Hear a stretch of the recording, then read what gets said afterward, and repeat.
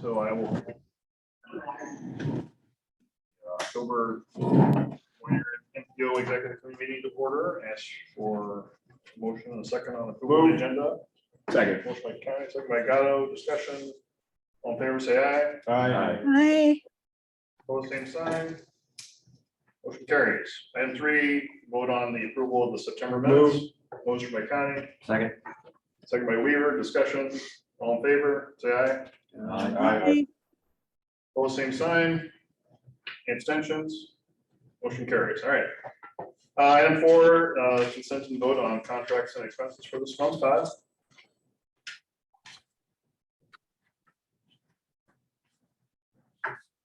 Sorry, my system was a little slow there. Thank you. Couple bills and then a couple potential contracts. Typical Davis Brown legal fees for some of the water trails work with the amended agreements. All of the sub-agreements had to be updated as we're getting ready for the bid letting. Those are completed and signed and being distributed back out to our partner agencies. We paid the auditor. They finally invoiced us for the 2021 audit, the final invoice on that. So that was sent out to them, or will be sent out to them.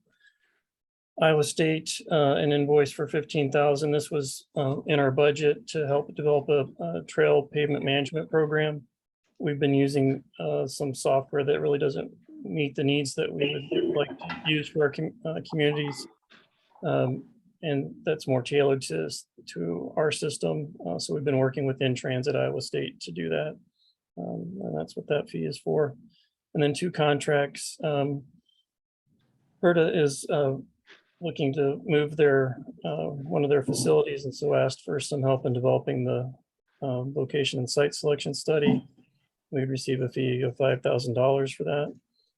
And then Story County was looking for some help on some housing related planning services. As a 3-year contract and would potentially be the $237,000. That is what we submitted to them.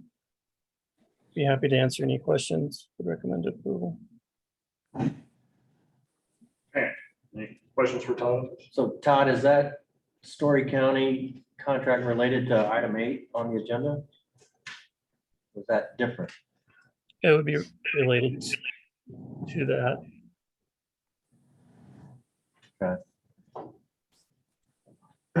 So, Go ahead. Go ahead. well, I guess I don't, are we voting to approve all of these at this point? I think it's premature to vote on that Story County. That's a hefty contract, and I think we need to have more discussion on that topic first. Todd, so is that a pass through or what is that? Are they reimbursing? It would be staff time for doing some housing study work for Story County. Story County Board of Supervisors are asking for help on housing studies, some rehab work, managing some of the contracts for that. So it'd be the staff time devoted to doing that. So Todd, this is Ruth. So this is, if approved, this is the approval of the RFP response, not necessarily the contract, correct? Yeah, we have not received the contract. This is just that we're Right. So this is just to let you know. approval, just submit the response, and then we would have another opportunity to vote if actually we were the top one for the We have RFP. actually received the. Yep.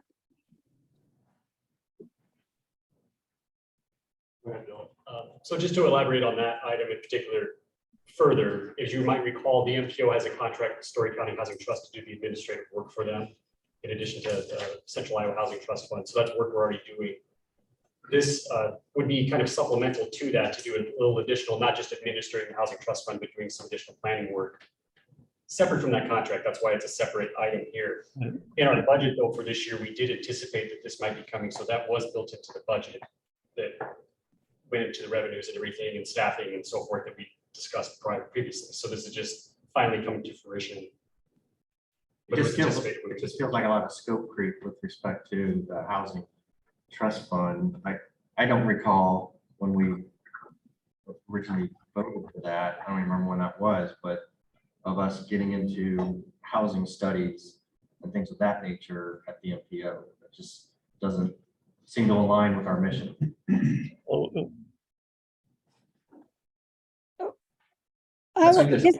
This is Ruth again, and I think we've had several items along the way that we discussed. I don't have a problem. I think it's rather up to, if we have this budget and the staff, some of these services are very valuable to the entities that are applying for them. So I don't have a problem with it myself. Sorry, Ruth, I thought you were done. No, I'm fine. Go ahead. I was just gonna say, I'm not disagreeing with you to a certain extent, but it doesn't seem like housing service. There are other more qualified agencies out there to be working on housing services than the MPO. I think, Well, it I would agree, excuse me, I agree with Ted 100%. I think. would be MPO staff. Just the philosophical discussion, I think that the executive committee and maybe the policy committee need to have about the expansion, if you will, of services provided by the MPO. Story County housing was formerly administered by Polk County Housing Trust. Polk County Housing Trust, after a while, did not have enough staff to continue providing those services. Other counties either contract that work or, and we're going to have that further discussion on further down the agenda. Some of them had people internally in county government that provided those services. So it's just I think more of a philosophical discussion that we need to have collectively about how we're going to proceed in the future. I do want to address it when we get to that item. We're talking about expanded space and expanded staff for those types of ventures. So, and I don't know, Mr. Chairman, what your thoughts are. Well, again, I think it's good discussion. I think we need to have discussion, as you said. I think from a procedural standpoint for today, though, we're not approving the Story County, we're not approving anything with regard to Story County today, as I understand it, right, Todd? Correct. It isn't, you only put this on for informational purposes at this Correct. point. And as Ruth said, the RFP will come up later, so we can, it obviously brought us some discussion, and I think it's a good discussion that we need to have. But by voting on these contracts and expenses, we're not approving that today from a procedural standpoint. That's what it's really clear. What's the point of it being on the list then? Well, I think Todd, you tell me, I think you just put again, I think the I note just wanted said. to- Yeah, so folks be aware that this was something we put in our budget. We anticipated this coming out. Story County had talked to us during our last budget cycle about potentially doing this work. We included it in the budget. We wanted, and then they finally released the RFP. We thought it would be released earlier in the year, but now they've released it. So we just wanted to make you aware of it. No MPO time would be put into these things. That's would be separate staff that would be doing these. No Is there MPO. any MPO? Yeah, this is Ruth. I agree that we need a philosophical discussion. There's a lot of services. For one, I totally advocate that some of the services we're talking about, smaller entities don't have staff to do. It's a great bargain for what the services we get. I can think of the MPO already administrating the Central Iowa Housing Trust Fund. There's just some services we need to talk about, and the impact to the fees to the jurisdictions in the MPO sometimes are either favorably or not impacted. And I think the MPO can benefit from use of the staff and use of the revenue that comes in from some of these contracts. So I agree, we need the philosophical discussion. So I agree with that. So Todd, when do we, I have a two-part question, I guess, is, Okay. it's short of, we only have submitted the RFP at this point, so I assume that there wasn't significant amount of time involved in that. So until we hear about the RFP, is there anything more that has to be done with regard to that contract? No, And then secondly, when do we expect to hear back regarding the RFP submittal? I would imagine sometime later this month. Okay, so It could This come would back likely in be- December. we'll come back for the November exec meeting. Sure. Yes, that would be my guess. What, Go ahead, Tom. I was gonna ask, Mr. Chairman, and I just need maybe clarification, maybe you can help me with it, but so the contracts and expenses that we're voting on include documents of services that we have, make sure I understand, we have already agreed at some point and took formal action that we were already going to do. And they're saying, or this is, because is it separate, totally separate from the discussion that we're gonna have about additional space and additional staff for housing type services in central Iowa? Is that a separate discussion? That's what I understand, yes. This is a separate, this item and then the other discussion that we're gonna have further down the agenda are separate? Well, they're related. I mean, They're not separate, they're related. They're related, no, they are related, obviously. Okay. But yeah, it would be related to that. And again, on number 8, we're not voting on any expansion today either. But so let me ask this question to Todd and to others. What is the benefit for us that have been paying assessments? What are we making money off of this contract? Are we? we will have an administrative fee in these contracts that money will come back to the MPO for use on, whatever, whether that's How much? other, How much? it varies depending on the size of the contract, 5 to 10%. Sometimes, How much for that 3-year contract, Todd? It's a simple question. How much is it? How much how much is the MPO, the folks, Story County's not even part of this organization.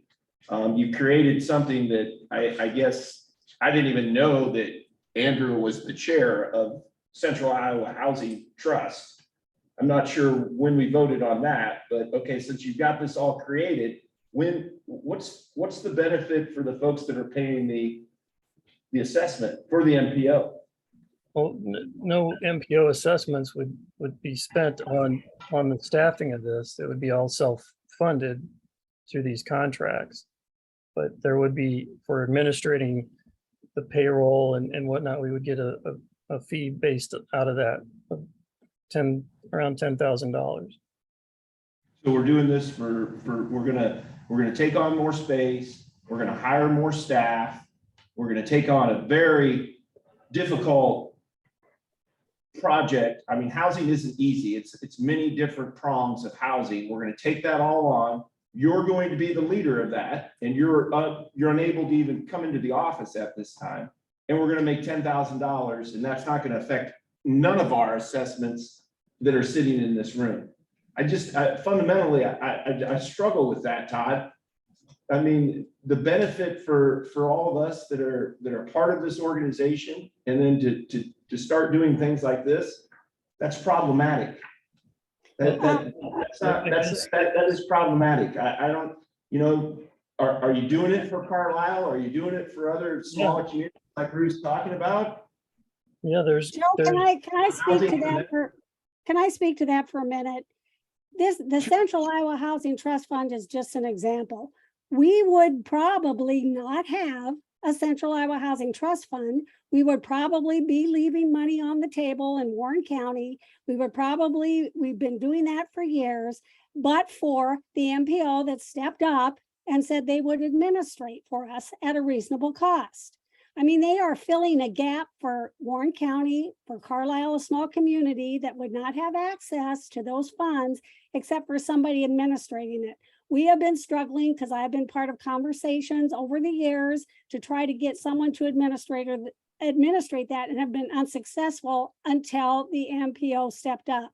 Carlisle has had things that we can get some study or some facilitation help. We don't have engineers as a small community. We don't have community planners. We don't have any kind of planners. So for small communities, for the staff to be able to step up, and we are very willing to pay because we have, I believe, gotten a reasonable rate, reasonable services at a reasonable rate instead of farming out to private. And I love the private entities that do this work. Do not misunderstand me.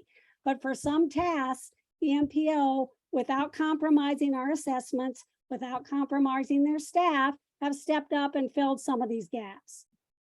Story County is not Carlisle. Story County, Ames has the resources, which is. Well, that I'm using Story County as an example. If Story County, if the revenue comes in from this and staff assessments are not compromised, it is a good use of our planners. I mean, I don't have a problem with this if it's utilizing our staff in an efficient manner, gaining revenue, we're whole, the staff isn't expanding to the point where we have additional assessments. These kind of services indeed fill gaps that some of the other regional entities and smaller firms cannot always fill. Mr. Chairman, if I could, I want to make clarification so everybody understands. Polk County is not a member of the Central Iowa Housing Trust. We are not members. No one in Polk County is, no jurisdiction is, okay? So it's all the surrounding counties that make it up. And the only way that the MPO has been able to justify going out of those counties and doing that work is by the creation of MPO. And it was sold to us by Gunner at our meeting that all that was for was to make us more eligible for federal money. There was going to be nothing else to that. I can play you back the tape. I questioned him about it then, but all it really does is expand the kingdom, expand the footprint of the MPO in Central Iowa and become more of a cog. Something that we talked about in strategic planning a number of years ago. Joe was there, Ruth, you were there. There was absolute opposition to becoming a cog. But let me tell you something. If it quacks like a duck and walks like a duck, it's a duck. And our director has been very aggressive in trying to make this become a cog and expand the kingdom, if you will, for quite some time. And MIPA has allowed that to happen. And it wasn't sold that way to us, but. Well, tell me, I guess this is Ruth. I guess I need to understand the problem with additional services. If you're not paying extra assessments, you're getting revenue. If the scope changes, that's why we do need this discussion on a philosophical topic, because smaller communities benefit from these kinds of services. And if it's not compromising staff, not compromising assessments, it is gaining revenue, I need to understand the problem. Thank you, Ruth. Russ, you're next. First thing is first. I try to look at these things all with common sense, reasonable solutions to problems. Number one, I would say we are largely a transportation organization. That is our main mission. That is what we are charged to do. That's, evolved into many different forms of transportation, and I think that's appropriate. That's fine. But that's our main mission. So I try to take a look at these other things that we're doing. I'm all about trying to help our neighbors and work together as a region and everything else. I understand that Story County is not part of our region, not part of the MPO. So then I take a look at it and I say, okay, what is the benefit to us as an MPO with doing this? If there is some benefit, we need to know what that benefit is. If it is truly an administrative fee that we're able to get out of that then we can use for our existing staff to give them raises that we need to give them anyway and cover costs that we otherwise have to cover, then I think that makes sense, provided that staff has the capacity to be able to take on these additional functions.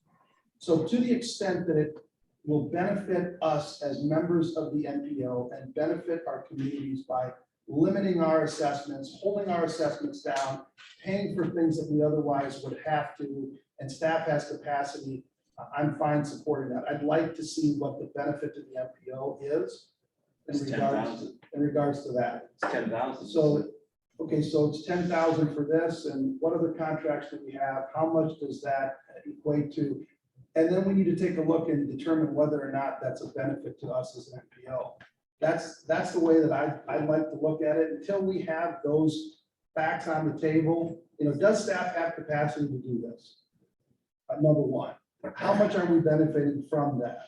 Number two, and if it's simply a pass through and it's just a break even, then I'm not sure that there's much benefit to us doing it. On the Yeah. other hand, that benefit, then I'm willing to take a look at it. But we do have to keep in mind, our main mission is transportation. Yes, there are other needs out there and we're filling gaps, but at what cost, at what expense? Is the two, go ahead. Guys, I want to ask one more question, Joe, and I'll get over to you. You're fine. The 237.5, we say we're gonna clear 10,000, so the 237.5 is it covering our staff and Yeah. salaries? Right. Correct. And I mean, existing staff, are we gonna? Well, I mean, more? that's where this gets into number 8 is if, we have gotten requests for about 25 projects so far and more keep coming in on different types of things. Carlisle being one of them, Norwalk being another, and others outside of the MPO area as well. But in the MIPA area or in the Central Housing Trust area, all those add up. And if we want to help those communities out and do those projects, and that gets into that needing additional space, because we would bring staff on board that is covered by those fees and only be there as long as we have fees to pay for them. And those are housing projects, Colin? They're housing projects, they're planning projects, they're comp plan projects. It's a wide gamut. So strictly from a financial standpoint, I'm just trying to understand this. We say we're talking about 10,000, we're gonna clear 10,000. So for purposes of putting our bid together on the RFP, the 237.5, Mm, did you factor in the cost of our salaries and the Yes. cost of the base into that? Yep. That amount covers that? Yep, And then we're clearing 10,000 over and above those added costs. Is that how, is that? yeah, what you're at talking that 237 level, yes. about? And then the only other thing that I would bring up that makes sense to talk about in this situation is, because I see this all the time at the state level, if for some reason those sources of funds dry up, are we going to be pressured to continue to come up with funds to be able to continue those programs? I hope the answer to that is no. If No. funds dry up, there's no pressure, those programs are gone. Correct. Because what I hate to see, and what happens all the time, is we do some new program at the state level. It's all federal funded, and then the federal funds dry up, and people find such a great use of the program and say, we need to keep doing this. And now we're saddled with something we never wanted to do in the first place, and we have no funding. Yeah, no, the I rest I was just, would agree with what you're saying, that, I don't want to have it so that, we got to continue something. If the funding goes away, these programs go away. okay, I mean, we've, as an organization, we got into the transload facility. Luckily enough that we've facilitated the grant, we did okay on that. Now we're in the water trails business because we've branched out to that. We're not sure how that's going to go. We know that that's taken up a ton of staff time. I know that now we're going to enter into another silo of housing. I mean, if our main mission, when we sat down and did the strategic planning, was transportation, and that was very clear. Bob, you were here then also. We didn't, I mean, that was never one of our priorities to go into housing. The MPO wouldn't be doing the housing, Joe. It'd be the Central Housing Trust would be doing the housing. Okay, so we Can I created make- something under the Wait a minute, MPO. Ruth, hold on. Okay. Go ahead. We created something now that's under the MPO that Andrew is the chair of through Central Iowa Housing now. That's what we created, another silo under our organization. It's Or a it's not. separate entity from the MPO. It's a what? It's a separate entity from the MPO. And I'm sure none of the staff that works for the MPO is working for that particular organization. No, there are Or MPO, spending any staff time. there is MPO staff working for them, but that gets paid back to the MPO, that staff time. Don't go I ahead. can attempt to clarify, and I agree, we need to dig into this further so we can bring, more figures and everything for you next time, but for years, the MPO has had 9 employees. the DOT funds and the assessments that we received covered those 9 employees, or with the SERPA contract, one employee was basically covered through that SERPA contract and the other stuff. So we've always had 8 employees covered by DOT funds and the MPO assessments. That is not changing. As we add on, those 8 employees will always be for transportation. Any additional staff that comes on would be these other things and covered under these other funding sources with these other contracts. So yes, if we do hire additional staff, while they are housed here at the MPO and get an MPO paycheck, they're not paid through those assessments or the DOT funds. So there's no concern that ever is going to go away or diminish what you were getting for your assessments, if that makes sense.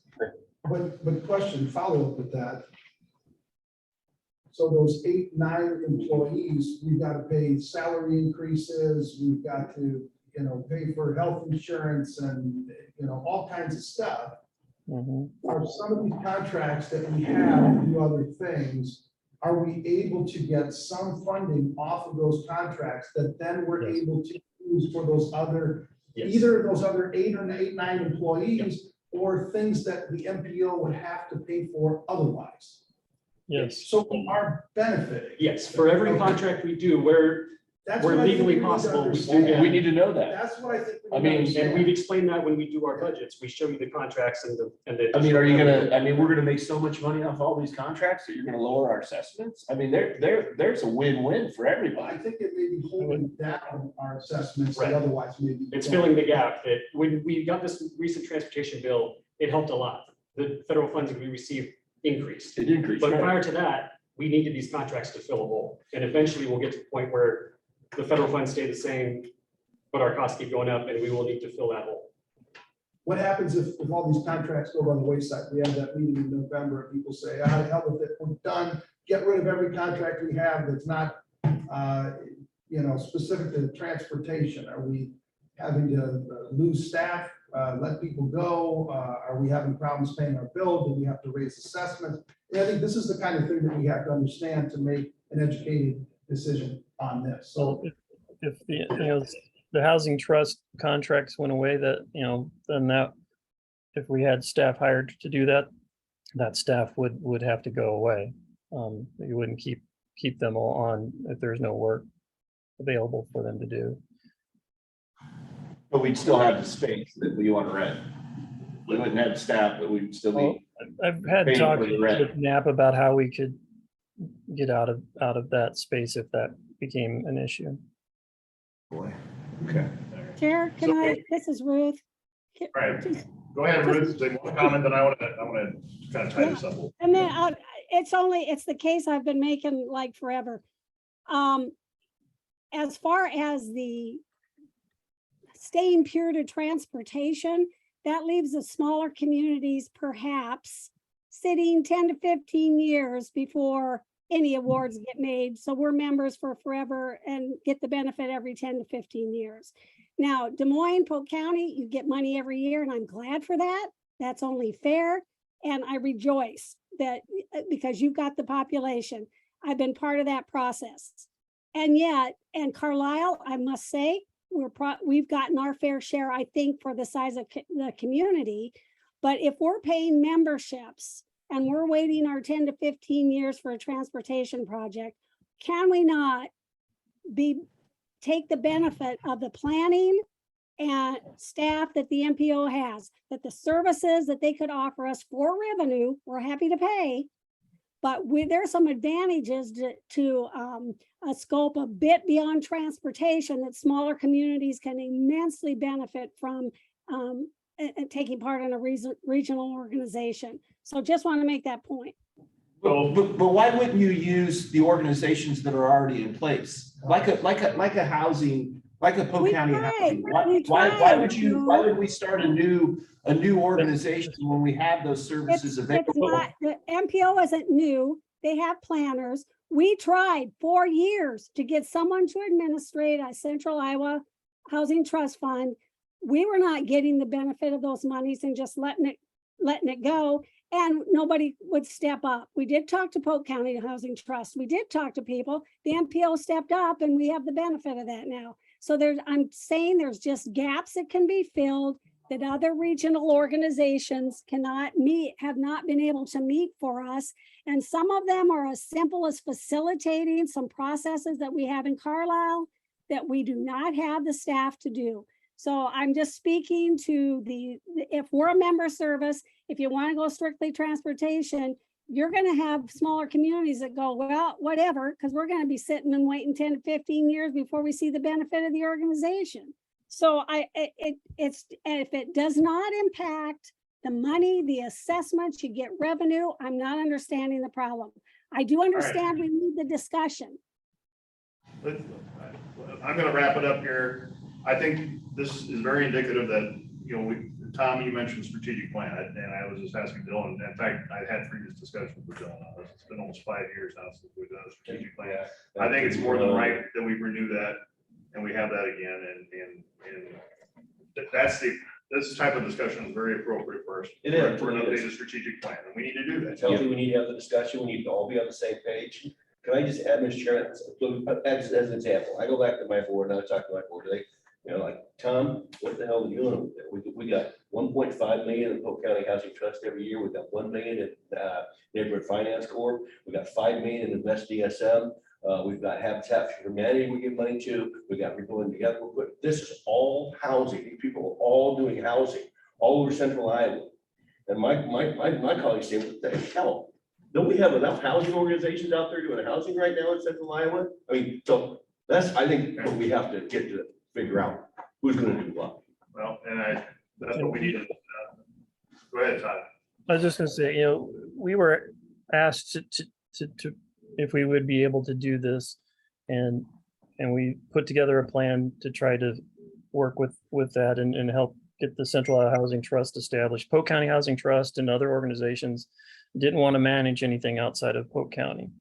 That's why those entities were created. All right. I'm gonna thank you. I'm gonna two things. I'm gonna ask staff, Todd and Dylan to start working on a process for a strategic plan to bring that back to exec, so we can get that process started. And I'm gonna, with all this discussion again, if we come back to this, the contracts and expenses, with the understanding is we clarified that the Story County one is not one that we're approving today by any means, and that's noted for the record. And we are then approving the remainder. Is that correct, Todd? Correct. Why don't you vote on it then? What's I'm not comfortable voting on 237.5. I mean, I'll just vote We're no. not voting on it. It's, as I said. Okay, you're gonna take that out? Okay. For the record, that's officially off. That's only there for informational purposes. So whatever motion we have on these would only be approving the Denton's Davis Brown, the Denman, the Iowa State, and the HERDA. Okay. I'll make that motion and leave out the Story County contract and All right. expenses. Motion by Gatto, second by Hawkinsmith. Any further discussion? All in favor, say aye. Aye. Hi. Opposed, aye. Any abstentions? That carries. All right, item 5 is the report and vote on the model ordinance regarding bicycles and personal transportation devices. Aspen. Thank you.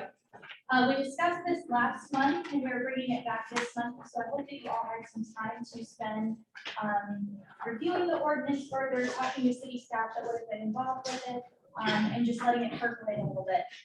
So again, this was developed by the Central Iowa Bicycle and Pedestrian Roundtable, but we also were in conversation with the Iowa Bicycle Coalition, with the Street Collective, and with various staff from across the metro in the engineering, public works, parks and recreation, and law enforcement departments.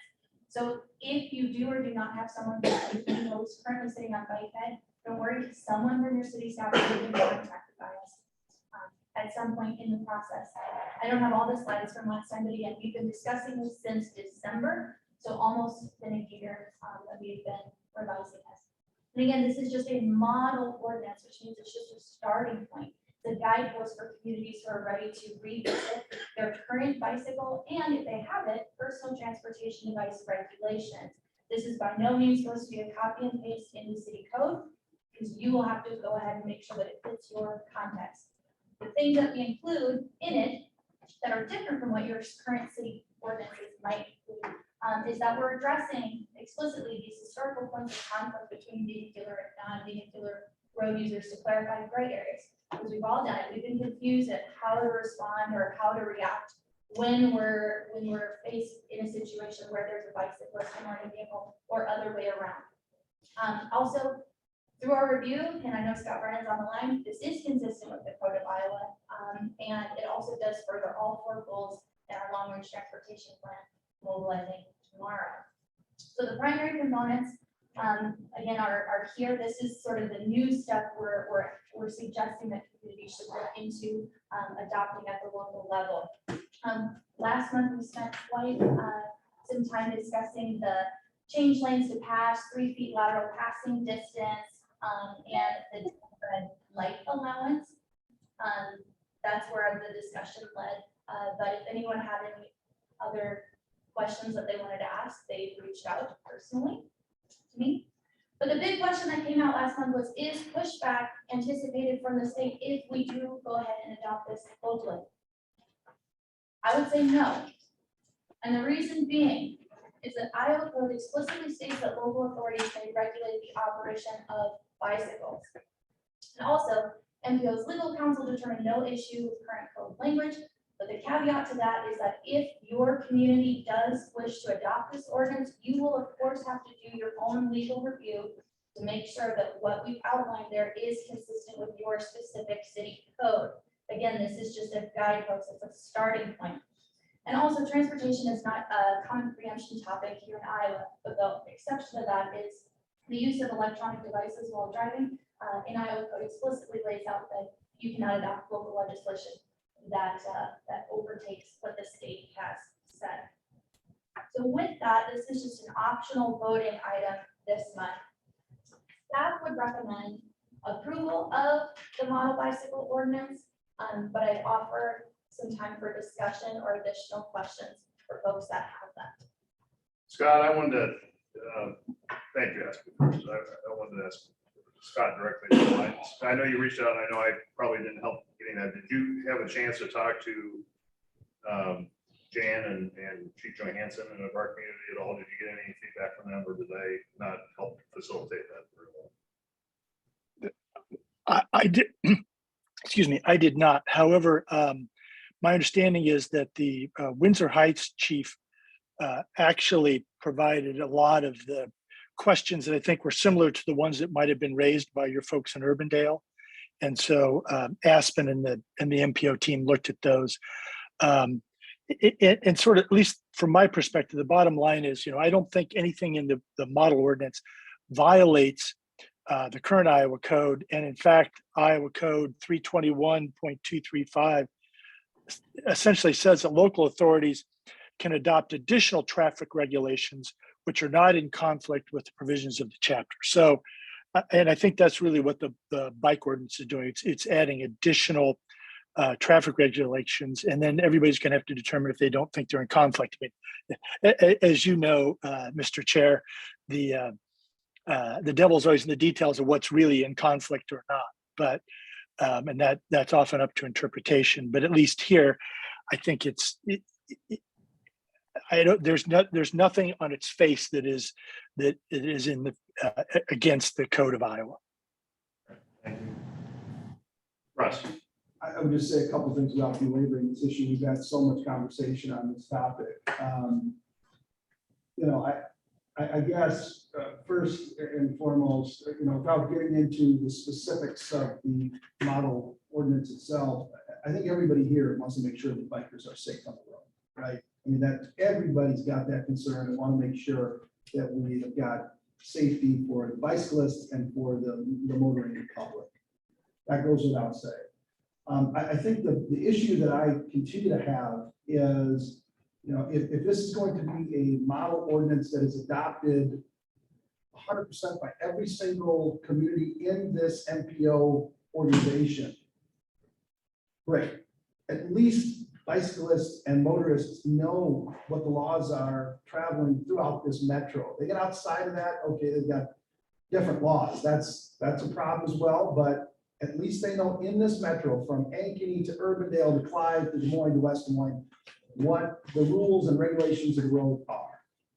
if we don't have everybody unanimously pass this thing, maybe not unanimously pass, but if every council doesn't pass this thing, then what we have is a patchwork of rules, regulations, and laws that I just think are really bizarre. Somebody gets, maybe this isn't the right way to say it. I used an example last time and somebody used that wrong. But anyway, if somebody gets pulled over for doing something in Des Moines, but it's acceptable in West Des Moines, I mean, we've got confusion for the bicyclist, the motoring public. I don't like that at all. So while I want to keep bikers safe and it's of the utmost importance, I just don't know, unless everybody adopts this across the metro, I have a problem, number one. Number two, why is it that this organization needs to actually vote on this and pass this out for cities to take advantage of what you've already put together? Does that need to happen? I mean, if let's say that this organization doesn't even vote on this, and communities not still adopt this model ordinance, does the model ordinance go away? And can go to the MAC, and the MAC I think it has already. There was really Yeah. minimal discussion. There was a presentation asked to be Yeah. presented. I mean, is it that the MPO has to vote and adopt this for any No. city or metro? So I just, No, Russ, no, it doesn't go away, and cities could still adopt if the MPO decided not to approve the model ordinance. I just think it potentially gives a little more weight that the regional transportation body, put together this model ordinance and said, here's some good ideas that your community might want to consider, but certainly the communities could still adopt it without the MPO approving it. okay, and then one more, sorry, Tom, one more thing that I would say, working for the Iowa legislature.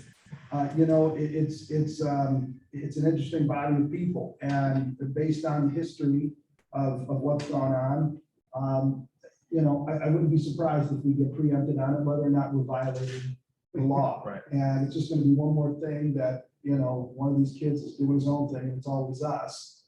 And we're not looked upon that favorably up the Capitol, in my opinion, anyway. So I don't know. I'm not saying that every single time that we consider a law that we need to consider how the legislature is going to do it. That's not what we do here. We need to pass laws that we think are reasonable and make sense and protect our people, regardless of what that is or how the legislature is going to act. But I don't know that we needlessly need to, provoke the legislature either to come after us. We don't have to.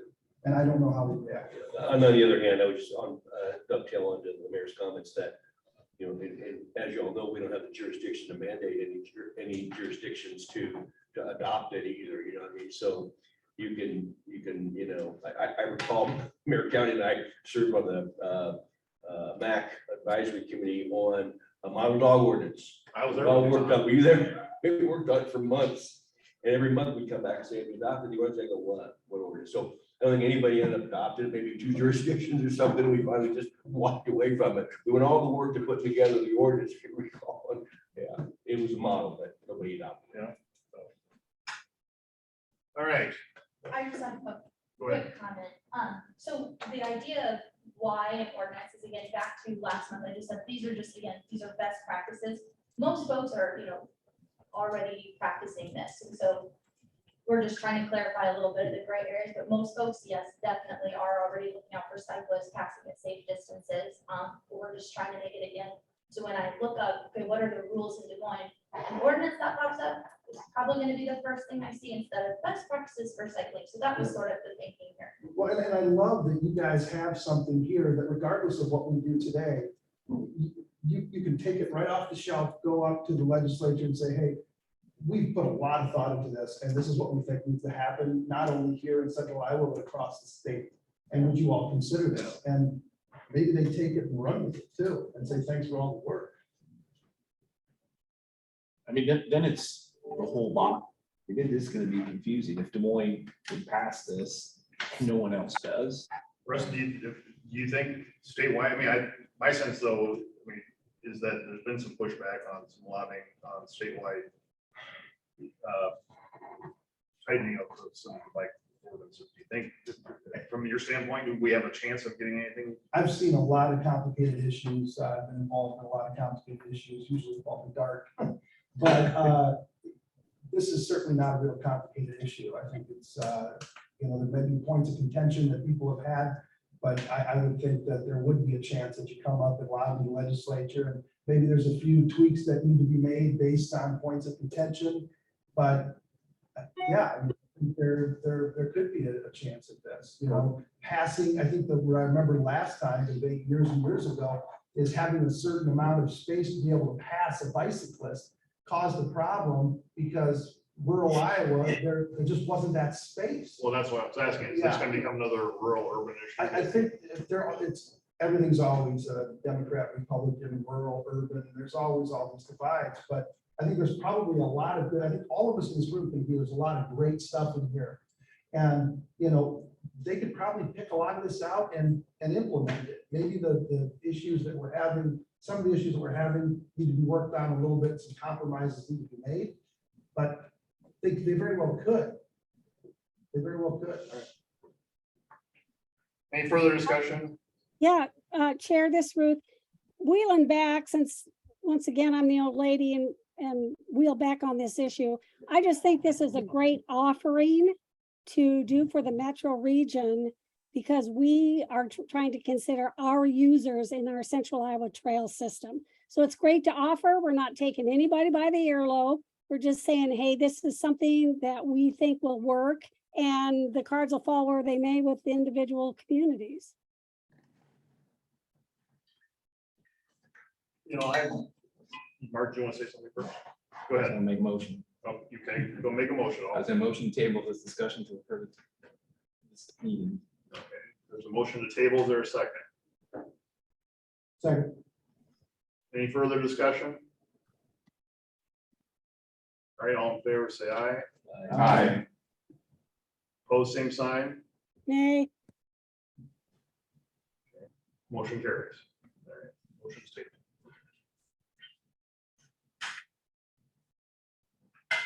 Item 6, then the report and vote on the federal fiscal year 23-26 transportation improvement program amendments. Ethelyn, you handle that too? Oh, I'm so sorry. Yes, so as of October 1st, the new statewide transportation improvement program is effective. So we voted back in June to approve the MPO STIP. And already we have a couple amendments that we need to consider today. So DART, the city of Des Moines, the DOT have all recommended some amendments. DART is going to add a project to the 2023-2026 TIP. This was funding that they were already awarded for 2026. They're just moving it forward to 2023. $30,000 for a cycle station purchase and installation. Again, they already have this funding, they're just moving it forward. The city of Des Moines is also changing funding from SWAP funds to federal aid funds, STBG funds, and the reason they're doing this is because we discussed earlier this summer that there is a change with the DOT that we are no longer utilizing SWAP funding after a particular date.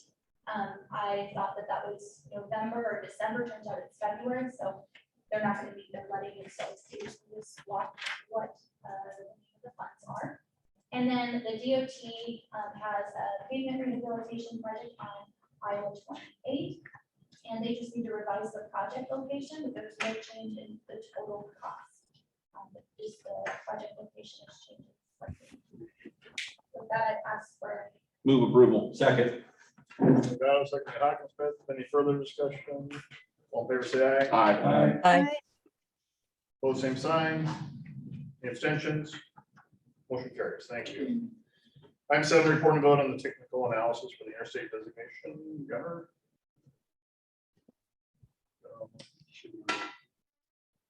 Good afternoon, everyone. Good to be with you again.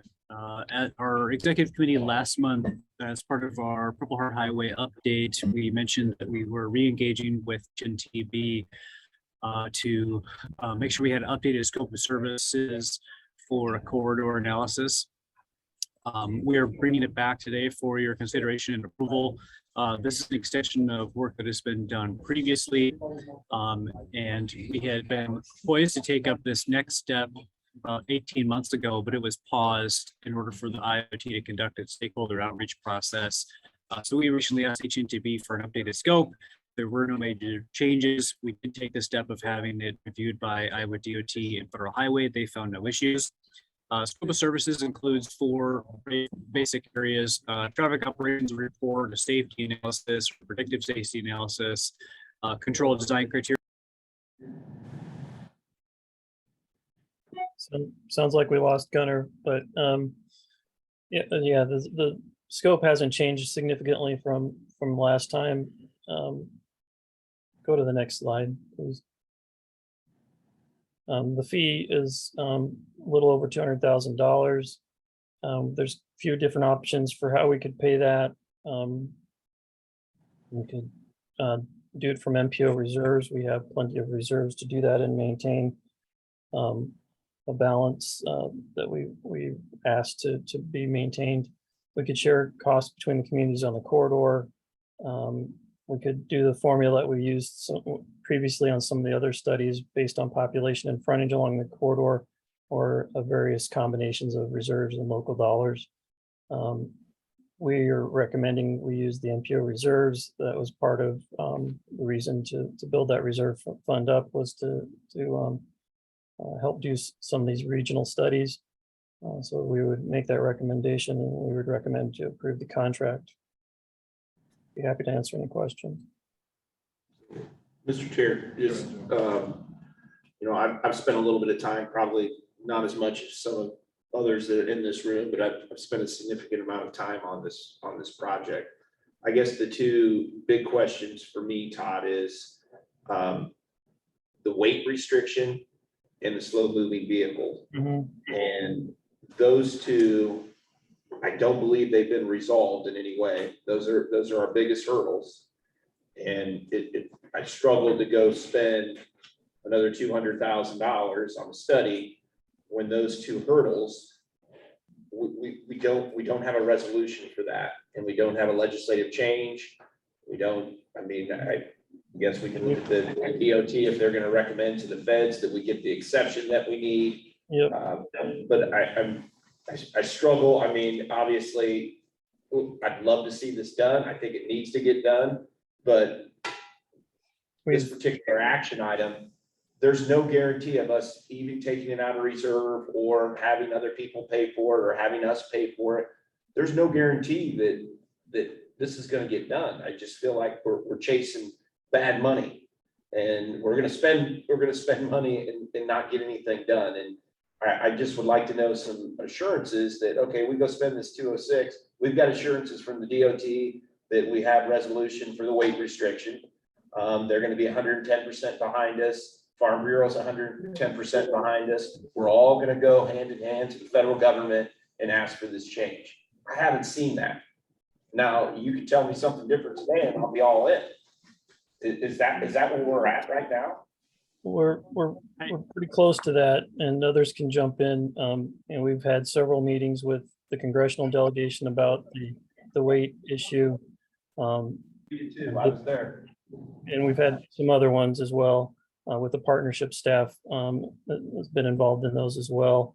We've talked with a number of our agricultural friends and have set up some meetings with Bill Northey and Farm Bureau and some others to talk about the slow moving vehicle issue and generating some language to bring to the legislature this session about the slow moving vehicles and an exemption for that. So we're getting all those pieces put together as we do this study as well, to then make the application to Federal Highway for the designation request.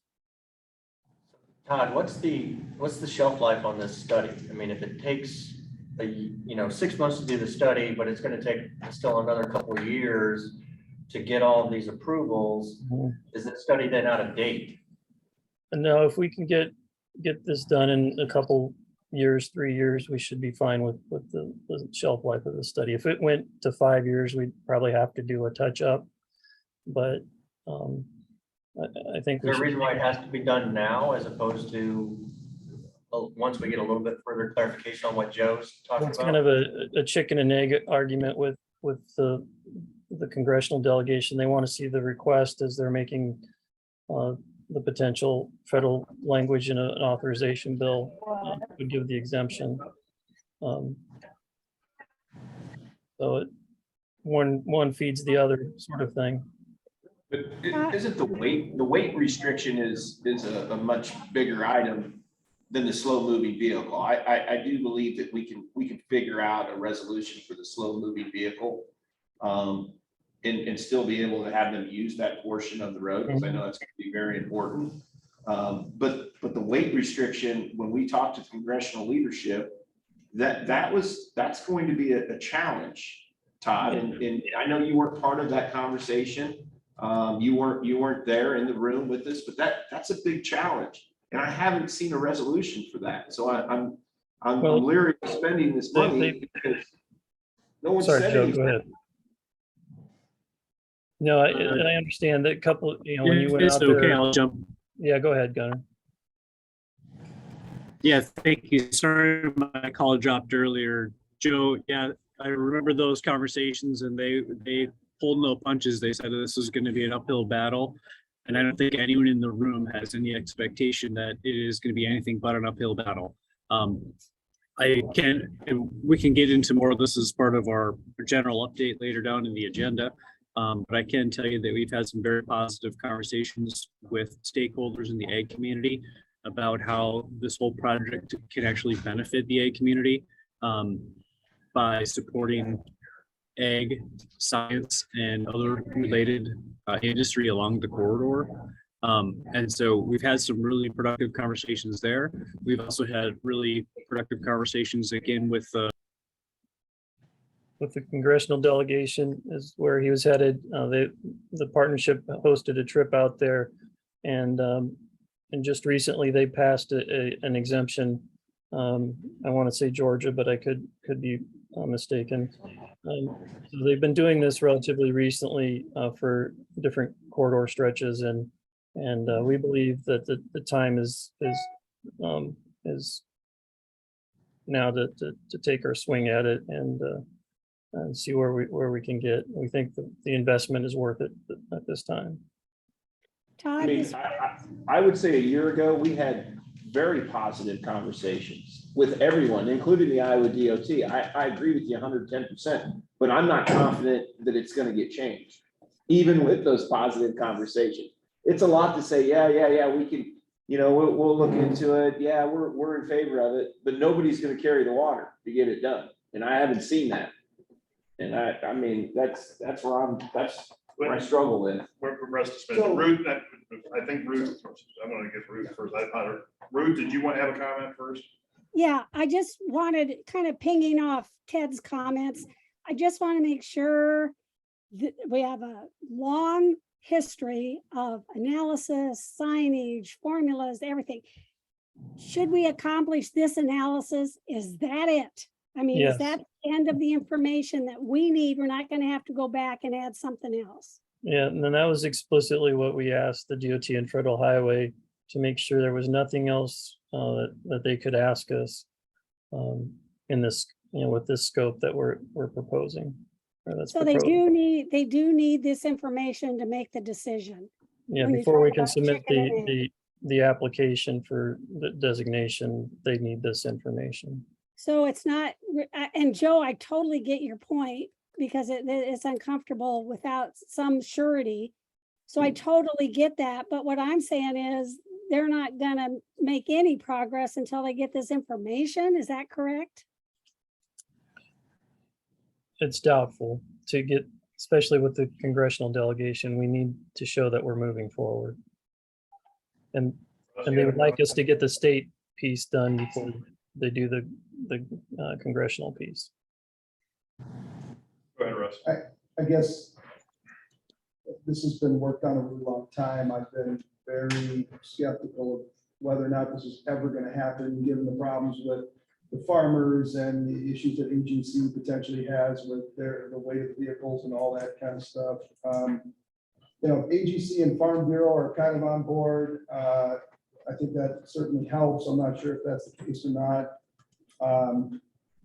But I guess, Todd, walk me through, like, if we could write this report to say what we want it, need it to say, what does this report say? And then back to Joe's question, what kind of assurance then, based on the report saying exactly what we want and need it to say, do we have that Congress is going to do anything? What does Congress then do, I guess? Walk me through the greatest case scenario ever. All right, sure. So this report is basically does traffic and safety analysis to show that it can handle being an interstate, that the traffic can operate there safely, and that the facility itself can handle interstate traffic and is designed as such, which it was primarily when we did this a few years ago. There were some curves that didn't quite meet interstate specs. They've loosened those up quite a bit now. And a lot of those areas have dropped off, so they wouldn't even come back into play again. This is just a little further technical refinement on those analyses and analyses, I guess, and getting that detailed information that federal highway requires. So we would get that. We would then submit the interstate designation request via the DOT to federal highway. At the same time, we would be working with the state legislature on the speed limit exemption for the corridor and talking with the DOT. We'd initially looked at just the stretch from Interstate 80 down to 69, where you go down to Indianola, but the DOT would rather it be the whole Beltway, the whole Purple Heart Highway corridor being redesignated. So that some of that analysis would take all the way through the whole corridor. So that gets back to the scope of the contract. And then we'd also work with the congressional delegation to get the weight exemption. Typically what's been done in other areas is during an authorization bill, about 3 sentences of language gets put in the bill that says at the appropriate time when this corridor becomes an interstate, it will be, the weight limits will be waived for this corridor from point A to point B. Okay, so basically the study's going to show whether or not we meet interstate designation specifications, and that has to do with mainly, you know, the curves in the road, the Right. How fast vehicles can go and all that kind of stuff. The How weight fast limit, and how many? How many vehicles? Okay, let me ask you one last question, then I'll stop. But so have we talked to the Associated General Contractors? Have we talked to of Iowa? Have we talked to Farm Bureau and had that conversation? Said, look, if we do this study and the study comes back that all good, like we think it will, and this thing can have an interstate designation, you know, then we're going to go to the congressional delegation to get the weight limit exemption. You know, are you guys going to be okay and supportive of it at that point? Have we had that conversation with them? We've had several conversations with Farm Bureau and various ag industries. We will continue those conversations as the study's going along. AGC, we haven't had a lot of conversations lately, but we can certainly reach out to them. Well, because I'm just thinking, Todd, just from how this process works. I mean, if AGC or Farm Bureau has an issue, they're going to lobby the congressional delegation. Oh, sure. Sure. Lobby the congressional delegation, I can guarantee you the success that we're going to have is going to go way down. The chance of success is going to go way down. Yeah, and that's why we want to have those meetings and also get, you know, Bill Northey and Mike Steenhook and others in the ag community involved and hear their concerns and build that support. That assurance that these lobby groups that have a lot of influence and power on what laws get made, if this says that, then will you be supportive? If they are, okay, well, then I think we got to take a chance maybe. But if they're still going to oppose it, regardless of what the study says, yikes. Yeah, I agree. And I think that, I agree 100%. And I think that's why this should probably be delayed until we can get something a little bit more firm that says, yes, if we pass this, then we're in support of it. Otherwise, why are we spending $3,000? Conversations with Farm Bureau to date, and these have been within the last couple of months, have been, you know, if we can use the facility as how we've been using it, which is the intent, they'd be supportive. We haven't, like I said, talked with AGC recently. We can certainly do that. So that's somewhat of a change, Todd, since we've had some initial conversations with them, because they were very leery of the federal government giving the waiver instead of the state government, because they realized that they have a lot more influence in the state than they do federal. And they were concerned that it would be taken away. It could be taken away by the feds. So have they changed that sense of that? Because well, you know, Joe, I think there's still some concern there, but we did list out to them all the exemptions we could find going back decades, and none of them have been rescinded. No, I agree with you, but and the DOT also told them that they've never seen one pulled back. So that gave them some comfort. Will they ever be super comfortable? I don't know. Yeah, this is Stephanie. Another thing that might give them comfort is if the federal government does rescind its waiver, there's nothing to say that you can't go back to being just the Purple Heart Highway. You can go back. So if they were, the waiver goes away, we would lose we have the option of saying, well, we don't want the interstate designation anymore so that the ag community can keep doing that. Would that make sense? I don't know, probably not, but the strategy now of looking at this whole corridor to be developed in a way that would be more beneficial to the ag community by looking at, more innovative ag solutions, give them a different or additional market for their products. I think they would stand to lose a lot if they wouldn't go along with this. So, I mean, there's the conversations that we had with the DOT at the last meeting. I walked away from that and I was more hopeful than I've ever been through this whole process. They are supportive. They agree that it's an economic benefit, and they are, willing to work with us to get this done. So as Todd said, it's chicken and egg thing that we can't get the federal waiver, the state information, the state piece done without this analysis. But yet, there's reluctance to do the analysis so that we can get the waiver. So I don't know which one you do first, but at some point, if you want to wait to do the analysis until we have a surety from the federal and the state that they're going to pass things, we just might as well just drop the whole project now. It just will never get done. That was my question. This is Ruth, and that's my question. I'm just getting the feeling that it's short-sighted not to move this forward, because I don't think anybody else is going to take more discussion seriously until we have this information. I get it's a chicken and egg, and I get we could pursue with those groups to get assurances, but I don't think it says a good thing if we don't move forward with this. Given that the conversations are more positive, I don't think it's as risky as it once was.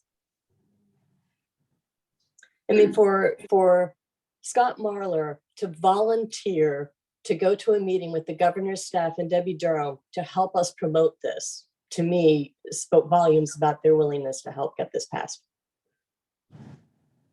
Yeah, I'm not necessarily concerned about the state. I think the state could find solutions. I'm more concerned about the ag community and the power that they have with our congressional leadership and our state. I'm more concerned to get an assurance from them, which I didn't get when I was the chair and went through the discussion. Stephanie, maybe you guys have gotten that now, but I wasn't real confident that they were 110% on board. Unlike the state, I do believe the state wants to get this done. I think I think they see the benefits of it. I think that they would work through it. But if they start getting the heat turned up on them, I think it gets shut down immediately. And that's just my, I mean, I don't disagree.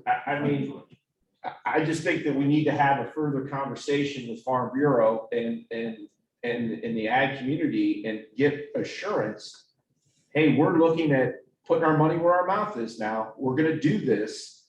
We want assurances that if we do this and we do this study, that you're on board with this and you're not gonna throw up red flags as soon as we get it done.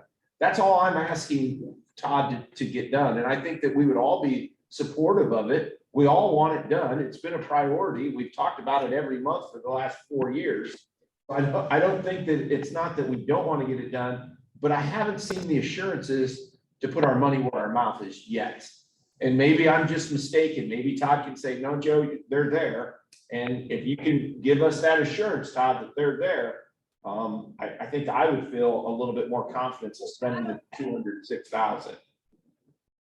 Mr. Chairman, I just have a simple comment. Not asking, I know you don't have a crystal ball, but from my perspective, I frankly don't feel really strongly about it one way or another. I'm not out beating the pavement in support of it or in opposition to it.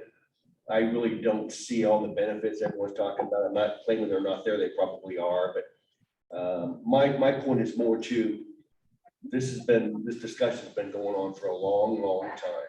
There's been a ton of staff time. We're talking about spending a couple $100,000 now. And if the majority of the executive committee wants to do that, then I'm with you. But what I'd say is there ever a drop dead date where we say, okay, enough is enough? We've spent enough money and enough time. This is a no-go, and we spend our time working on other things that we can get done. I think we're there now. I mean, I think that this is the crossing point that we need. This is what we need to figure out. Is the farm and the ag community on board with this? If we go put our money where our mouth is. So is there any harm in pushing this back 1 month and have Todd go out, get those assurances, come back to us next month, and then we'll vote on it at that point? I mean, is there any reason why we can't delay a month, Todd?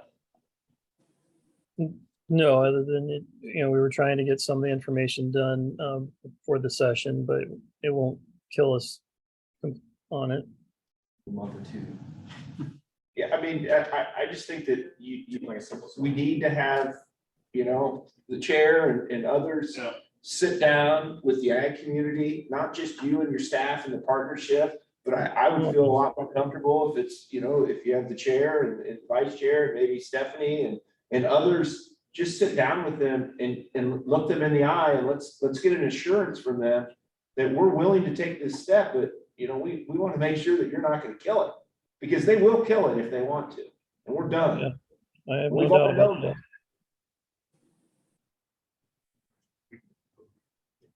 Can we make that happen?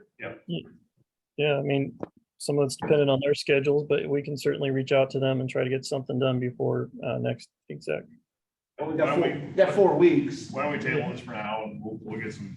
And I'd say it's, Farm Bureau, who represents hundreds of farmers, if not thousands of farmers, and AGC. I don't know if there's any other interest group that's going to be impacted by changing this from a highway to an interstate, but if there are, I'd sit down with them. I agree with Joe. I mean, if we can at least remove the hurdles that we can, then I think it's worth maybe putting our money where our mouth is, doing the study, finishing this up, and having those assurances and going to Congress and going to the legislature and get it done. But I think if they're behind this anyway, I mean, I don't know what to do. I mean, I do feel like the state would recommend this if they're not going to get pushback from the ag community. I do feel like that's that they would do that. I did get that feeling from the very beginning of sitting down with the director. I still, obviously, Stephanie's had some real positive conversations with them also. I mean, I do feel that way. I didn't get that real good assurance from the ag community, and I'd like to see that. Mr. Chairman, I move the table until those discussions take place that have been discussed here today and bring back next month. Second. Motion by Hawkins, second, I don't know, second, Trimble, we'll take Trimble. Any further discussion? All in favor, say aye. Aye. Aye. Both same sign. Abstentions. All right, that carries. Bring it back. Item 8 is a report on the office expansion lease. Yeah, related to some of the earlier discussion that we've had, the MPO has increased its staff with the additional contracts with MIPA and the Central Housing Trust and Story Housing Trust as well. There's a bunch of projects coming down the pipe for those organizations, and to do that workload, we're going to need a few more bodies, and we're out of space to house those bodies. So we looked at some additional office space. That space to the south end of our office has been vacant, as you know, for a long time. We worked with NAP regarding cost to build out and lease that space. You can see the amount per month. That includes rent and the build out cost.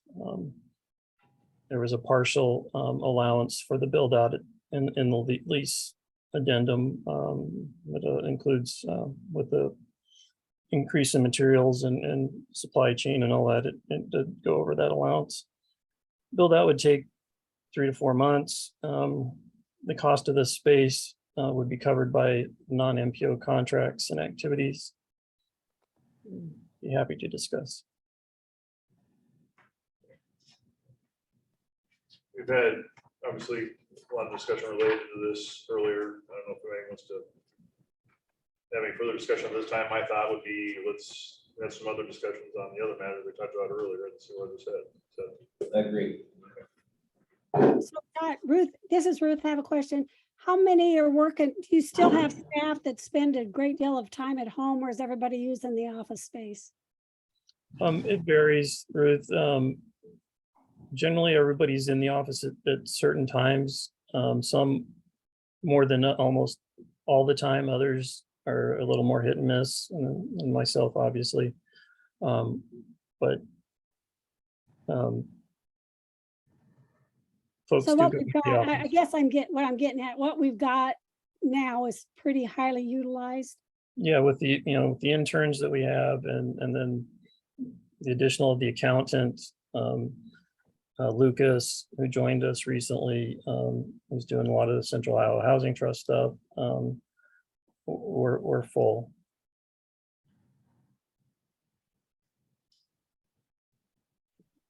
all right. Anything further on that? Then item 9 would be a report on the adopting of the Justice 40 initiative metrics. Alice. Yeah, thank you. So we have a couple planning processes going on right now. We have the interconnect plan. We're also doing the passenger transportation plan.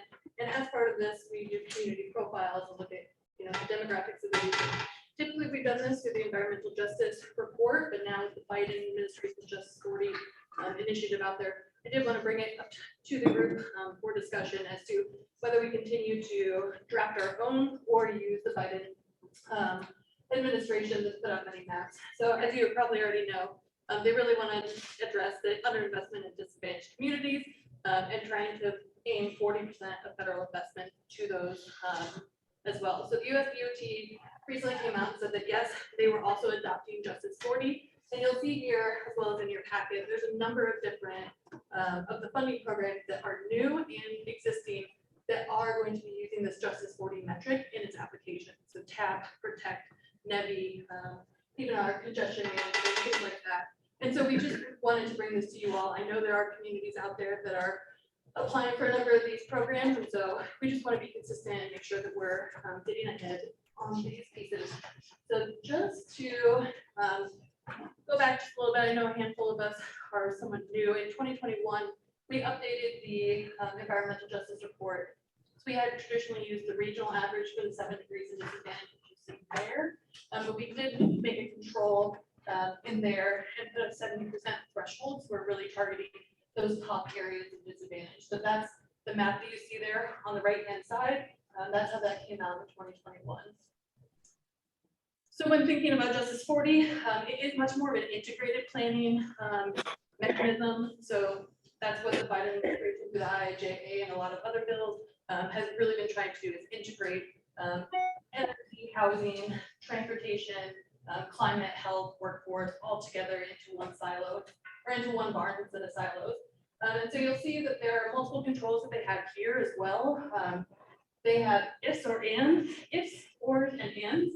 So the ifs and ors are under each of the metrics. There is a 90th percentile threshold, so it's even higher than the one that we set in our own. And within each of these, I'll call them degrees of disadvantage again, since that's the language we use so far. Within each of these, on the left there are multiple 2 to 3 different. So it's that if or and. So thinking about clean transit, noise or air pollution, proximity to the interstate, things like that. Affordable and sustainable housing is in there. Health burdens, again, that asthmatic and heart conditions, and then workforce and development also is in there as well. So then we get into the ands, and so these have those thresholds as well. So 65th percentile for low income and 80% or more individuals 15 or older not enrolled in higher education. Higher education is something that we've tussled with, bringing into our environmental justice report before, but these two standards you see under the ands there are two hard lines that are consistent across all of these different metrics on the side. So both of those have to be met. There has to be low income threshold and that higher education threshold. The one that's different is under training and workforce development. They really hone in on the education piece. So high school degree and then the higher education as well. So it is a lot. There's multiple metrics and things like that, but really they're trying to go towards that integrated planning piece as well. So this is how it flushes out. I'm sorry that I should turn the light off first. So for those in the room, we've got the gray areas that line up pretty well here. Again, mostly in the urban core of Des Moines, but we do get a little bit out into Urbandale, a little bit into I believe it was Johnson there. And so we'll compare the two to the next one. So not really too much of a difference. We get a census tract here. We lose a census tract up by the urban loop. And then we do pull in the census tract that covers Waterworks Park. So Deer Ridge would be over here, 63rd and Grand is over there as well. So that's a comparison between the two. So we really just want to know your thoughts, if we should keep going with our environmental justice report that we put out, or if we use this new map. Obviously there's similarities. So the data sources come from the federal government. We use American Community Survey. They use American Community Survey, the EPA, things like that. Those controls are in there. So we set that threshold last time. Using the Biden would actually increase the thresholds out there. And then that outcome on that map before, there's a handful of the census tracts that fall out, but also a handful of census tracts do come into the fold as well. The differences, one is the integrated planning versus transportation specific. So the degrees of disadvantage are across households over 65, very much sitting in that space of transportation only. This is more integrated, and then obviously in-house or out of house. So we do spend some staff time putting together the report, pulling the data, cleaning it up, mapping it, and drafting that full language. Whereas on the other side, we could integrate already provided data and mapping tools into our processes. So that's what I have for you. I'd be happy to take any questions. There's no real action. There's an optional there, but I'd just be curious because we do have a couple plans going out. And we want to make sure that we're representing what you all want. Yeah, Allison, it's Ruth. Yeah, for the slow lady, can you, sitting here, can you kind of review? I am confused about actual impact and actual outcomes. Tried to sort through this stuff. If we are we recommending a change? If we're recommending a change or an adoption, what's the actual impact to the geographical areas? I'm really having a tough time sorting that out.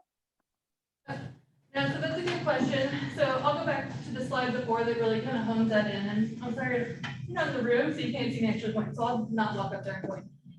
So really the geography condenses a little bit more towards the urban core again. We do keep the area being flat, and we pick up a little bit more on the south side of Des Moines. As far as impact on our processes, so EJ is incorporated into our STDG scoring applications, and that the scoring mechanism within that But beyond that, it really doesn't have that much of an impact on what the MPO does or how we function as an entity. This would just be integrating something that's already out there into our practices rather than continuing on with. Do I understand correctly that the programs have this anyway? I mean, anybody that utilizes the federal programs has this. So most of the allocation that happens, it's already baked in the cake. So STBG is the only one from the DOT website that I haven't found that they've listed as being part of the Justice 40 initiative so far. However, all the new grant programs, so Protect, which is your resiliency and your carbon reduction strategies, even Safe Streets for All and things like that are all included in there. And so one of the things that we were taking into consideration is that since so many communities are already applying for those grant programs, do we want to have a consistent metric that everybody's working on, that we are then applying to transportation projects all over the metro?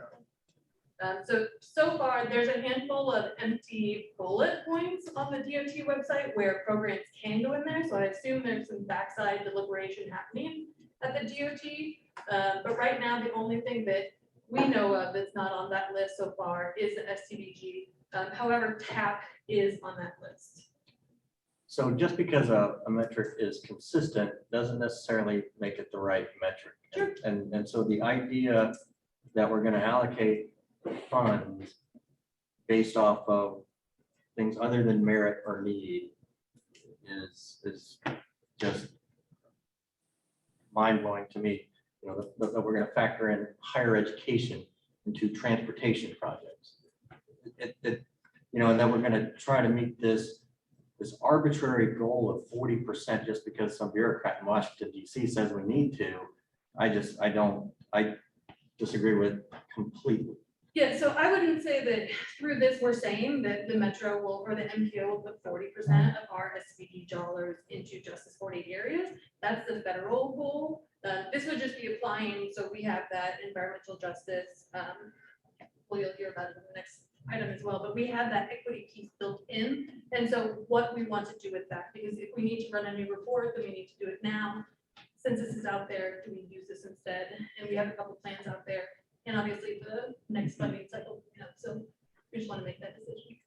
So, yeah, this is Ruth again. I agree with Ted's comment. So that's why I would kind of like if we could get to a summary of what the impact is. Because compared to what we're doing now, compared to this change, it would be helpful. Just a question, the environmental justice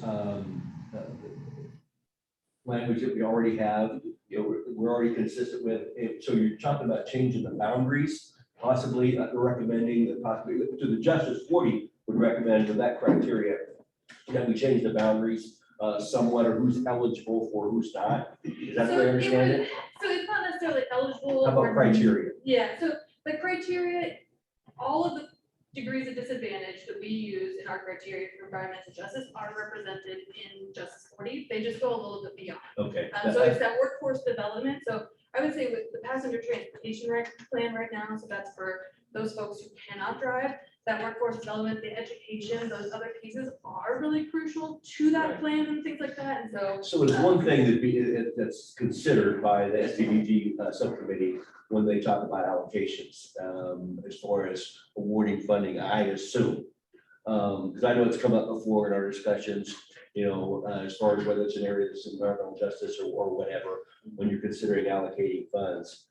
And I agree with everyone said. For me, when I'm sitting on that committee, that subcommittee, it's always more been about the regional projects and how important are they to the entire region. And, so I think that's something we've always all talked about. So I don't know that we need to change what we're doing right now. Currently, I think it's fair what we're doing right now, but that's just me. What's the feds do if you don't grant, certain, these shaded areas in this Justice 40, if they don't get a certain percentage of the funding, they don't do any, there's no criteria. Anything that they would do. I would say that the only thing that we've heard from the federal government on our environmental justice stuff in the past is when we do our certification, they say, thank you for doing the environmental justice, keep it up. this is important stuff to integrate in, but they also, like we said earlier, when it comes to STBG Yeah, they're not funding, checking, right? it's not, I mean, this is pretty much arbitrary. It's just, do we spend 15 to 20 hours of staff time putting together the map on the left, or do we pull the map on the right? Yeah. So, I mean, I would say if it's gonna save you staff time and, I mean, I don't know.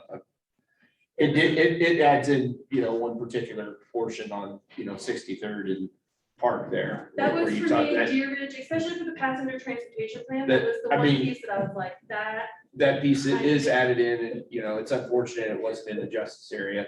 But yeah, I mean, that's, yeah, and because the education piece is what brought that one in. We don't do education in our report, and so it is those kind of that's the only tangential pieces that benefit that influence, yeah. I mean, that's the difference of this map to the other map. And Yeah, I mean, I would agree with, But it sounds like there's a difference in how they're doing the criteria of this integrated versus transportation focus, right? And so to me, that's where the rub is. Yeah. So I would just say the Infrastructure and Investment Jobs Act. I don't know if I have all that right. But the bipartisan infrastructure law really looks for us as MPOs to do integrated planning more. And I would say with interconnect and especially with PTP, that integration is in there because we are talking about how people are getting to work. That's very much, their employment status and things like that, their legal status and getting a driver's license. So those pieces, while they don't necessarily directly impact transportation impacts them. And so when we talk about the plans that we're putting on here, especially, I come from the passenger transportation side, and those pieces are super important in that plan. And so that's why it kind of came up through a discussion through the tag, are we using, which initiative are we using? And so that's why we wanted to bring it to you all, to have that consistency across the MPO plans. So let me just understand this really quickly.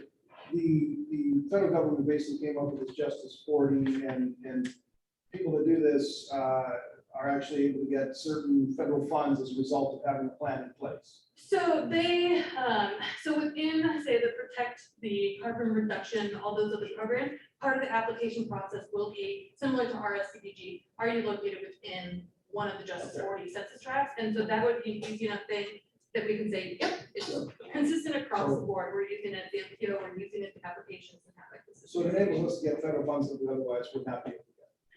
So I'm not sure if it will just impact it like it does our scoring, right? So when you apply for a project through the MPO, you get, say, 5 to 10, 0, 5 to 10 points for being in an environmental justice area. And so I'm not sure if it would negate a plan or, deter it from being It approved, increases our but chances of getting federal funds. it might, yeah, by having that. Which one of the alignment. maps is more beneficial to us in drawing down the federal funds? the right. The right map? Yes. Right map it is. In other words, the map on the right is what the federal government has come up with for their EJ standards that will be used across all of their federal programs. I mean, it makes The one sense. on the that left is one we we came up with for Right. ours, so do we want to be We consistent? did that internally? Yes. So we did, yeah. it Yeah, was- we worked on that probably 3 years ago. Yeah, okay. Yeah, it was just and- as the pandemic started. Okay. Prior to that, there's never been an EJ standard by the feds, so we've had to create our own. Now they've created their own that we can use. The question is, do we want to I use it? see. Yeah, I and see. we had been doing an update every 2 years, and so that is right about now. We have these plans coming out, so that's why we're bringing it up to this discussion. But from my understanding, forget about the geographic map. I'm talking about, it expands the folks that would be eligible to be in those impacted areas, right? It expands the demographics that are pulled in, yeah, so like, before we didn't use education, now education is brought in.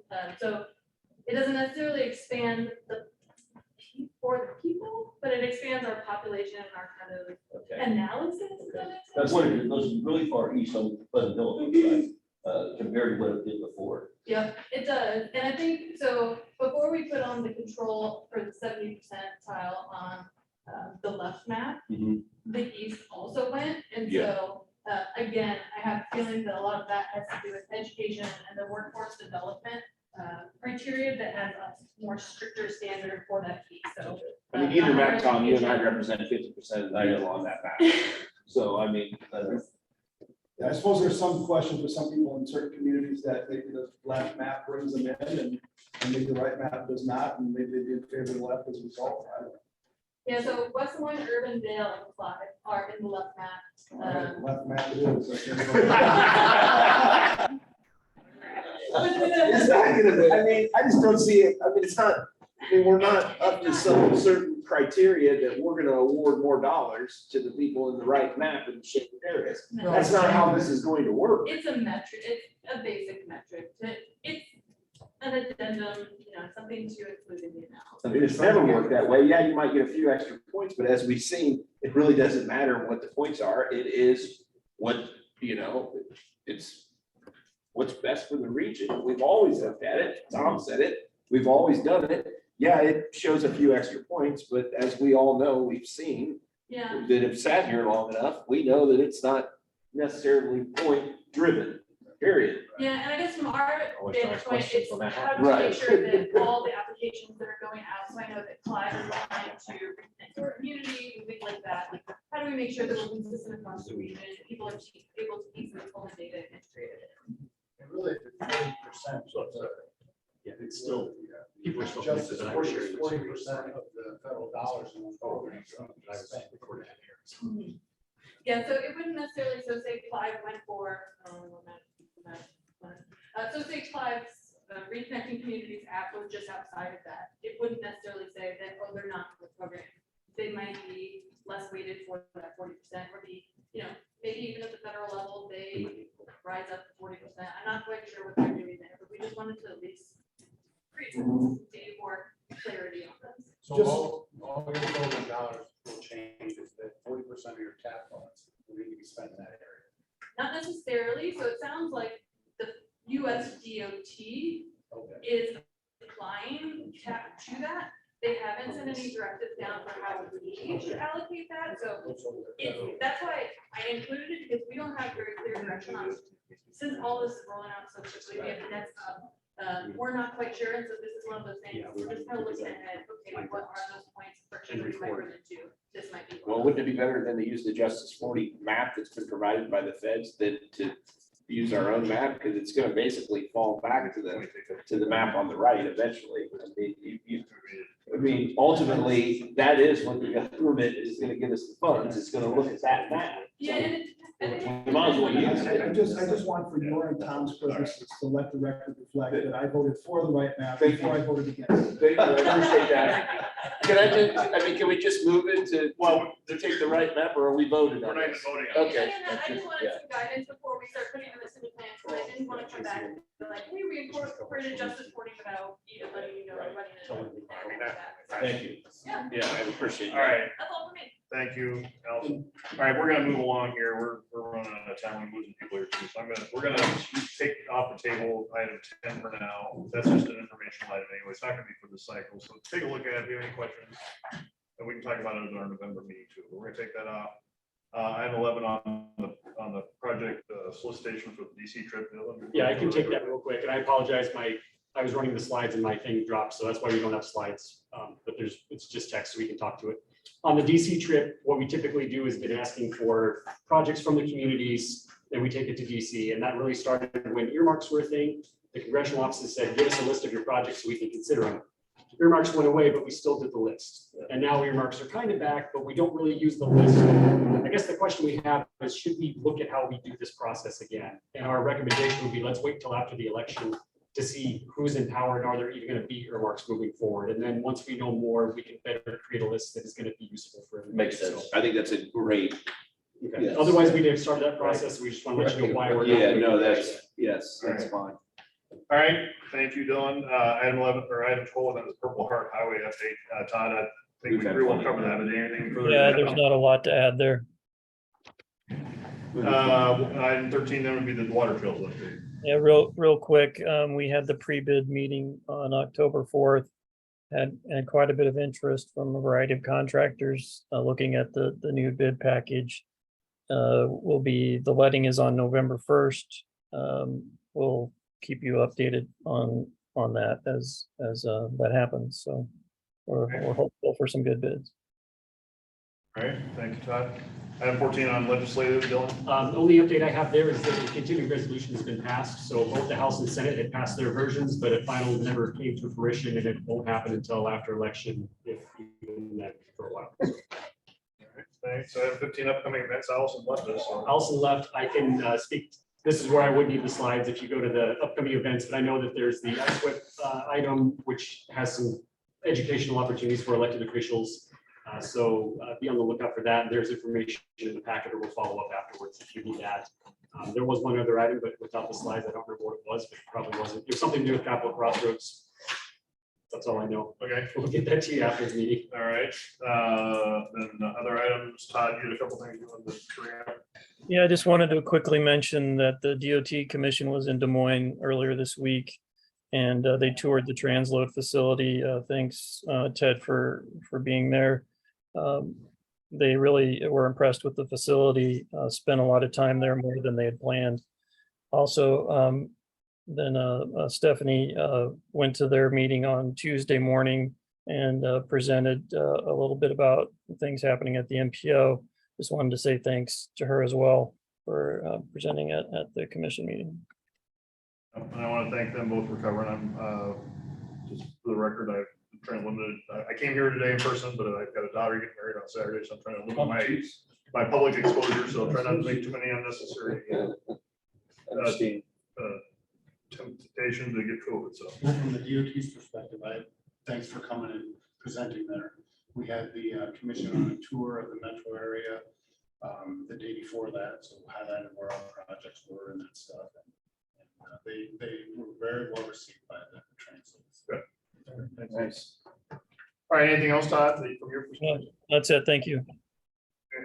Then item 17 would be a vote on the agenda for the policy committee for next week. And I would just say that we would take off items 7 and 10 that were on the agenda. Item 7 was on the model bike ordinance. Item 10 is on the office lease update. I think we pretty well have tabled those for now here. So we'll take those. And then what about the scoring? We never went over that, the STVG scoring. Did you skip that? We skip that here. Is that? Yeah, and I can just address that real quick. You'd asked us to look at the scoring. We've been doing that. We've taken it to the tech committee. They had some concerns with what we put together. So bottom line is we need to move forward with the scoring, with the cycle for this next round. So I don't know if we're going to get. Well, that scoring, you didn't take that score, that particular, I talked to our folks in our technical committee. That wasn't in front of them. You didn't. It was before them last week. Why don't we? What about the other item, the Purple Heart Highway as well, the study? Is that coming off the agenda? Was that on the agenda? We're tabling that. We'll table that as well. Thanks, right? Okay. Yeah. So we'll table Purple Heart model bike ordinance, STPG. We'll take that off. If it's on there, we'll take that off. We'll take those 3 items off. Yeah, on the main policy. On the main policy. Yep. Okay, so with that, is there a motion to approve the agenda? Move approval. Second. All in favor? Aye. Hi. Any opposed, same sign? Any abstentions? All right, that carries. All right, we are at the end of our agenda. We have the policy committee meeting next week, so now call the meeting adjourned. Thank you, everybody. Thanks for good input. Congrats on the. Yeah. Thank you. That's awesome. We need to let everybody come on my yard and stuff. Is it here in town? Yeah. I know how it is. I got 2 daughters. But Oh, buddy. Oh, I know. Yeah. And they don't talk to you much until you got to write the check. Oh, yeah, by the way, Dan, we need to send. yeah, yeah. Is it here in town? You got $20,000. Oh, yeah. Yeah, I do have something to do. They sign up. It'll be nice.